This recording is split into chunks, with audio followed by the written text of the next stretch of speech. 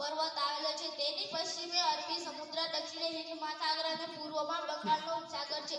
મારા દેશમાં વિવિધ ધર્મ અને વિવિધ જાતિના લોકો રહે છે. તેમની ભાષા, પોશાક, ખોરાક અને રહેલી કરણીમાં વિવિધતા છે, છતાંય સૌમાં એકતાની ભાવના છે. મારા દેશની રાષ્ટ્રીય ભાષા હિન્દી છે.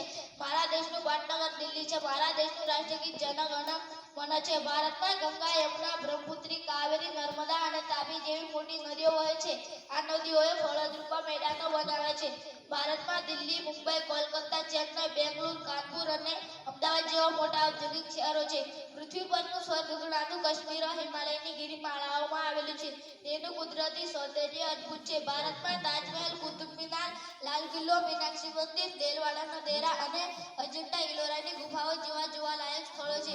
આ દેશમાં ગાંધીજી, જવાહરલાલ નહેરુ, સરદાર વલ્લભભાઈ પટેલ, સુભાષચંદ્ર બોઝ, રામકૃષ્ણ પરમહંસ, સ્વામી વિવેકાનંદ, મહર્ષિ અરવિંદ, સરસ્વતી, રંગ અવધૂત જેવા અનેક મહાપુરુષો થઈ ગયા છે. 15મી ઓગસ્ટ 1947ના રોજ મારો દેશ આઝાદ થયો હતો.